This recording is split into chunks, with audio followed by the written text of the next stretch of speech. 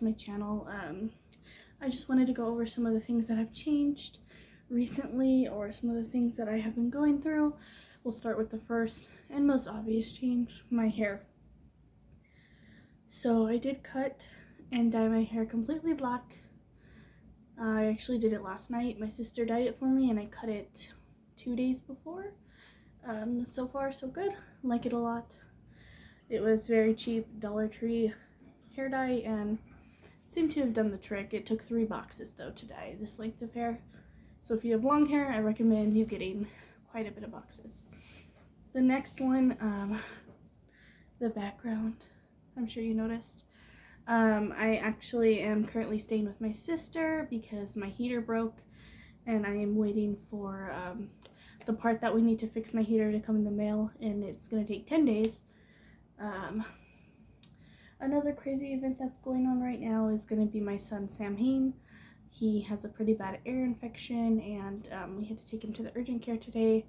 He is okay now, he's doing good, he's taking all of his medicines that he needs, and he is currently napping on the bed over here. So if you see me looking that direction, that is me checking on him, making sure he's okay.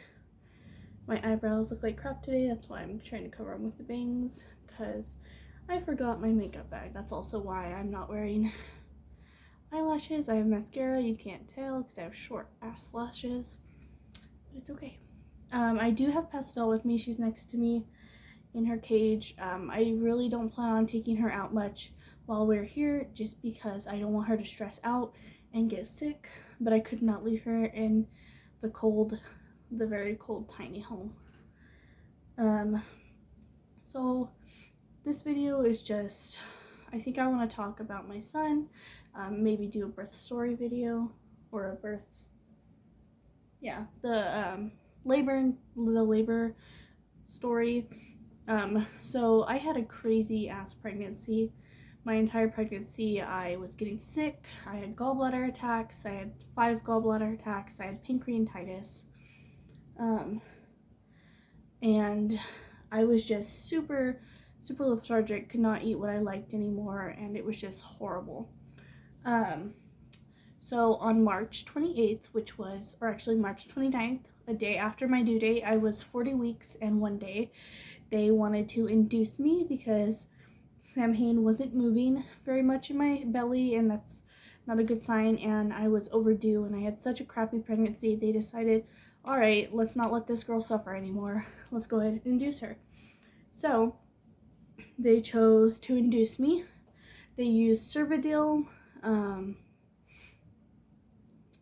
The first, I got there on March 29th at 8 p.m. Laid back, they did a cervix check. I was 1 centimeter dilated, and they decided to insert the Cervidil to help it speed up. So they put that in.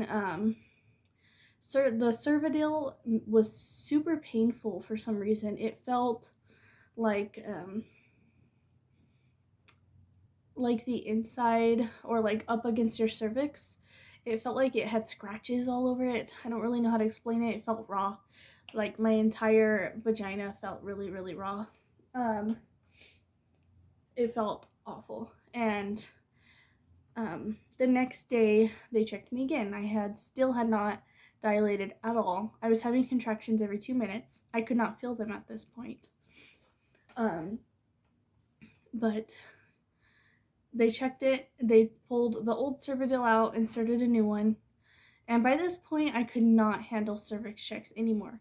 They were hurting me to the point where I would cry, and I would not let them check my cervix.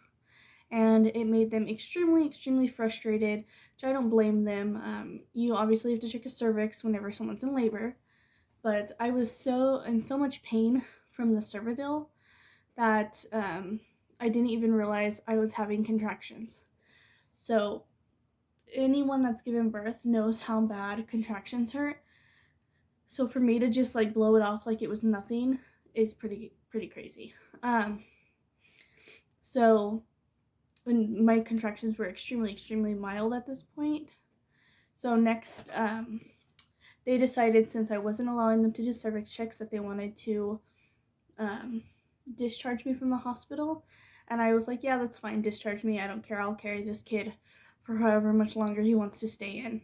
So as the nurse was going to get the paperwork to discharge me, I was getting sharp pains in my stomach, which I later learned were very strong contractions. And it got to the point where I was throwing up in the sink, throwing up everywhere, couldn't handle it anymore.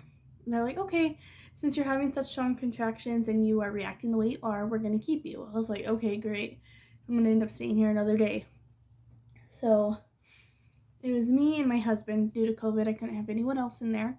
He was trying to comfort me the best he could, just trying to keep me calm and trying to help me through each contraction. And it was very difficult for him because when I am in pain, I am a bitch and I get super mad. And I was the whole time. I was very angry at him. He helped comfort me through it. I wasn't allowed to eat anything, which made me sad. Eat or drink anything. But the whole time I was getting IV fluids when I needed to, and the baby was being monitored. It got so bad to the point I told the doctor, I need the epidural. I need it right now. And she's like, okay, well, we have to do a cervix check. And I was like, I cannot do another cervix check without the epidural. Anyways, I told the doctor I cannot do another cervix check without the epidural. It was so painful. The cervix checks, I freaking hated them, and my contractions were painful. But I just didn't want to have to feel that pain again. And she's like, okay, well, let me talk to the anesthesiologist, because if you are only 1 centimeter dilated, that means you're going to have to be on the epidural for who knows how long. It can be 24 hours, it can be 37 hours. And I was like, all right, talk to the anesthesiologist. And it took her very, very long time. It was already, when she came in and told me I could have the epidural, or that she was going to ask the anesthesiologist, it was around 12, and it was already 8 o'clock by the time the anesthesiologist was able to come in and speak with me. So I was having very intense contractions every 2 to 3 minutes for 8 hours straight. The anesthesiologist came in. She was asking me all these questions. She was asking me, okay, have I had any conditions? Okay, what conditions have I had? Do I have any issues regarding nervous system, or have I ever had Bell's palsy? And of course, I have had Bell's palsy. I've had it twice in my life. Once when I was 17, and once while I was pregnant. I believe I was like 20 weeks pregnant when I had it. If you don't know what Bell's palsy is, it's a condition where one half of your face goes paralyzed. It's actually this half that went paralyzed. That is why this eye is a lot smaller than this one. It's because of Bell's palsy paralyzing this side of my face and it having permanent nerve damage. So whenever I told her about Bell's palsy, she went and said, well, you cannot have the epidural because you have had Bell's palsy. So I went all throughout the night without the epidural till probably, it wasn't actually that long, it was like 2 hours. And she came back in, oh, I'm sorry, I mistaked that.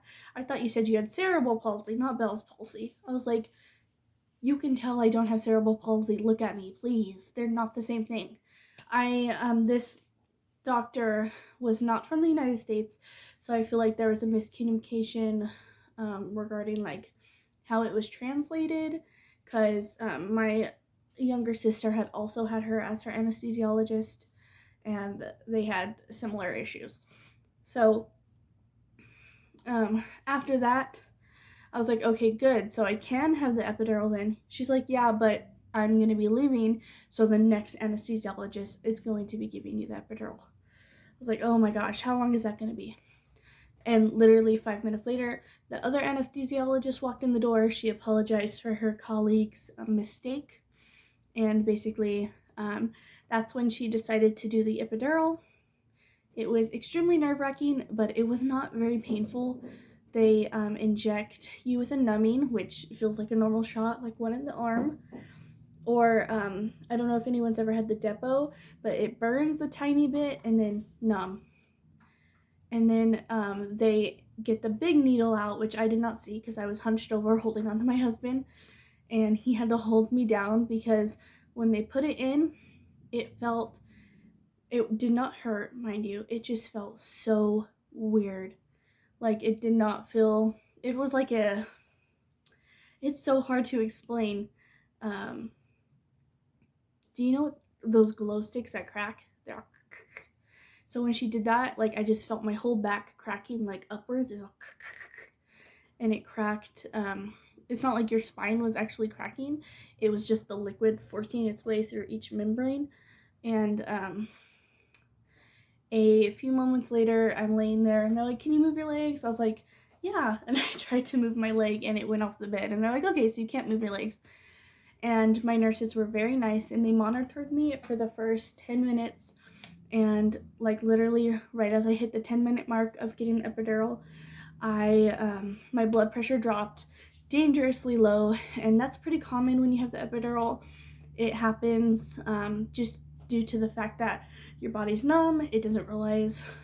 I think something happens where it freaks out and all of your blood rushes to your heart rather than the rest of your body, so your blood pressure drops extremely low. Mine was so low to the point where I felt like I was underwater, and like how you hear underwater, you hear very strangely. That's what it sounded like the whole room, and I let the nurses know that, and they're okay. And they checked my blood pressure, and they're like, okay. And then 2 minutes after, or not even 2 minutes, a few seconds after they checked it, probably 12 nurses ran in because it was so low to the point I could have died, and so could my son. And they were tossing me back and forth, trying to get my blood pressure to regulate. And then a doctor ran in. She had this syringe. It was full of a medication that helps raise your blood pressure. They gave that to me. 30 minutes later, the same thing happened. The nurses didn't run in this time. The lady was sitting there watching me. She gave me another injection. 30 minutes later, it happened again. She gave me another injection. And then they realized, okay, this medication's not working, so we need to get her something else. So they found me something stronger. They injected that, and it worked. Miraculously, it worked. And then, like, probably an hour, or not even an hour, 30 minutes or a little bit later, after my blood pressure had evened out, the doctor came in, did a cervix check. I was still at 1 centimeter. Mind you, this is, a whole day, 24 hours after my my induction date. So this was on the 30th. So they finally inserted the Foley catheter, which is a balloon that goes inside your cervix, and they blow it up. And what it does essentially is it stretches your cervix. Actually, this was the 30th. Sorry, because I went in on the 29th. I stayed that night, and then they started the induction that day. So they insert it, and it blows up with saline, and it forcefully dilates you. When my doctor was inserting it, I had a contraction at the same time. My son pushed down, and boom, my water broke. And they're like, okay, you're definitely going to have this kid within the next 24 hours, or else you're going to have a C-section.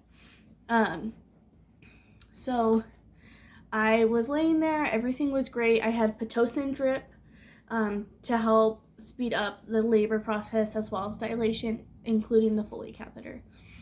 I fell asleep.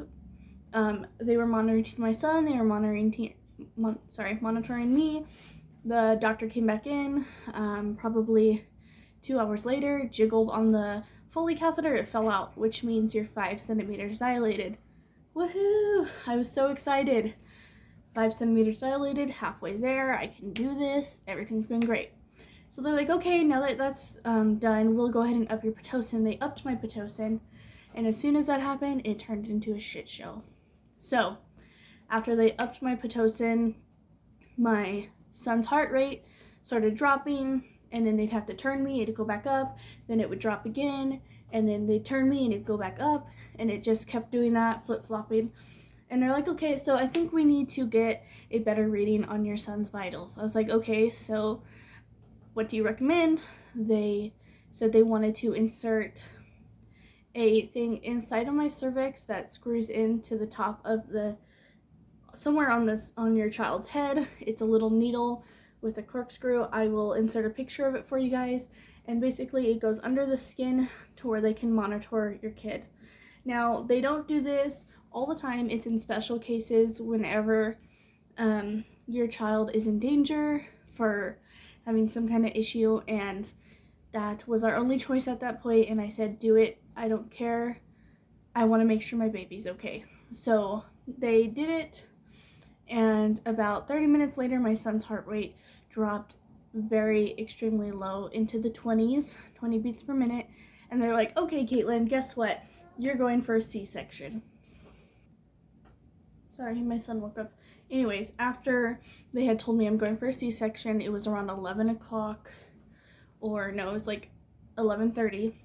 My husband was asleep because he stayed up the whole night with me the night before, so he got hardly any sleep. The nurses went over there, shook him. Hey, Matthew, you need to get up. We're going to have to take your wife back for a C-section. Sam Hain's not going to be able to come the natural way because there are some complications. He's like, okay. So he got up and checked on me. He's like, are you okay? I was like, yeah, I'm good. They're going to wheel me back in a few minutes for the C-section. Matthew was so exhausted, he ended up falling asleep again. And the nurse was like, no, we ain't having this. She went over there and shook him. She's like, wake up. We're going back now. And Matthew got all dressed up in the hairnet, the little, not the hazmat suit, the little scrubs and slippers. And they wheeled us back. And actually right before that, they had injected me with Spinal Tap, which is similar to the epidural. It's just a lot stronger, and it numbs you from the neck down. So I go in, they slide me onto the operating table, they lay me back. I have to have my arms stretched out on a, almost like you're being crucified. Sorry if that's offending anyone, but that's how it felt. You have to keep your arms straight, or if you try to move your arms, they will strap you down because they don't want you grabbing anything down there because it can compromise the surgery. So I was laying there the entire time. I was nauseous. I was throwing up all over the place, laying down. That is so difficult. You have to turn your head and throw up in a bag. My husband was there the whole time holding my hand, thankfully. But they cut me open and they pull him out, and he automatically, they start, stimulating, trying to get him to breathe. He breathed and he started crying, and as soon as he cried, Matthew cried and I cried. Matthew didn't get to cut, he didn't get to cut the umbilical cord, he got to trim it. So the doctor cuts it from the placenta when you have a C-section, and then they take him over to the table and he can trim off the excess that's left over. So he was able to cut some of the umbilical cord, and Sam Hain was brought to me, laid on me, and I was just holding him, looking at his beautiful little face, and the doctors told me I did great, but unfortunately there was some complications. I lost 1.5 liters of blood, and I was super dizzy, super tired because I hadn't slept for the whole, the whole night, and I ended up falling asleep, so they took Sam Hain and gave him to Matthew. I fell asleep for 6 hours after my C-section. And when I woke up, a nurse was feeding my son, and for whatever reason, I guess my mama bear instinct kicked in. I was so livid when I saw her feeding him. I was like, I'm supposed to feed him. He's my son. Granted, I did tell the nurses I wanted to breastfeed, and I actually fell asleep to the nurse trying to stimulate my nipples to make it easier for him to latch. But I decided while I was at the hospital, actually, the same day I gave birth, that breastfeeding wasn't for me. I was planning on pumping, but pumping didn't work for me either because I did not get to sleep. So I decided not to pump or to breastfeed.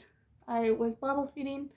When he was first born, he was not able to eat very well. He kept spitting up, so they decided to suction his stomach to get all the amniotic fluid that he may have swallowed during the C-section out.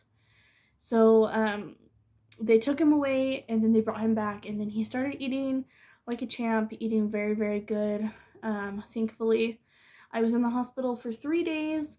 That's pretty standard for when you have a C-section, especially when it's your first C-section.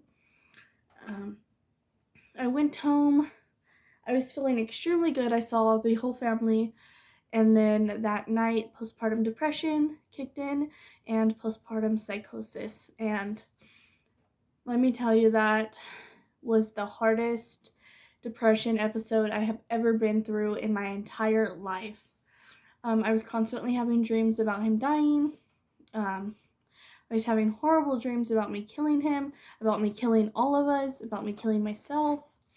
It was the worst. I called labor and delivery, and I was like, I need help. I'm pretty sure I'm having a psychosis episode. I'm having depression and anxiety extremely bad. And they're like, okay, call your support system. We'll send you in some medication. So I ended up staying at my mom and dad's house for a week after I gave birth. I did not take medication, but I did stop taking the oxycodones that they prescribed me for my C-section. I stopped taking those because I had read the side effects, and some of them are depression, anxiety, hallucinations, that kind of stuff. I stopped taking them, and the bad dreams of me killing him went away. But I was feeling great after a week at staying at my mom's and having her support and my husband's support and my siblings' support. So I decided to go back home. I went back home, and ever since then, everything has been wonderful. I was in the hospital 2 weeks after I gave birth to have another surgery, and that was to get my gallbladder removed because I had a gallbladder attack again 2 weeks after I gave birth, and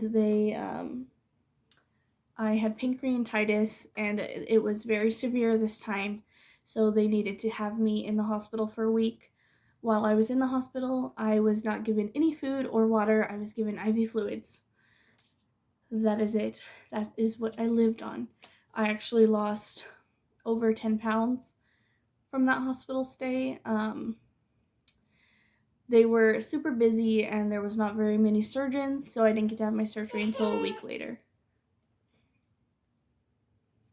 Sorry, he woke up again. Yeah, he's not feeling good at all today. So I was saying that the staff at the hospital, they were understaffed when it comes to surgeons. It was in the middle of the COVID crisis, and they decided to wait a little bit longer for my surgery. I had it, and I stayed in the hospital for 2 more days after I had my surgery, and I got to go back home. I have been struggling off and on with postpartum depression for the past 8 months, but I feel like I'm in a great place ever since I quit my job. Ever since then, I have not had any depression. Anxiety is always around for me. I've always had it, but it is no longer, with the postpartum depression, or it's no longer around my son. Psychosis, completely gone. Ever since I stopped taking the oxycodones, I have no longer had any psychosis at all. And I have been in counseling with a wonderful counselor who actually has the exact same name as me. Her name's Caitlin. It's just spelled with a K, or a C, sorry, not a K. And she's great. She has helped me through a lot, and I'm doing wonderful. Samhain is doing good, and I'm so happy he's here. Thank you so much for watching, you guys. Let me know if you guys have any crazy ass birth stories or medical stories that you'd like to share in the comments. I would love to hear them. Thank you so much.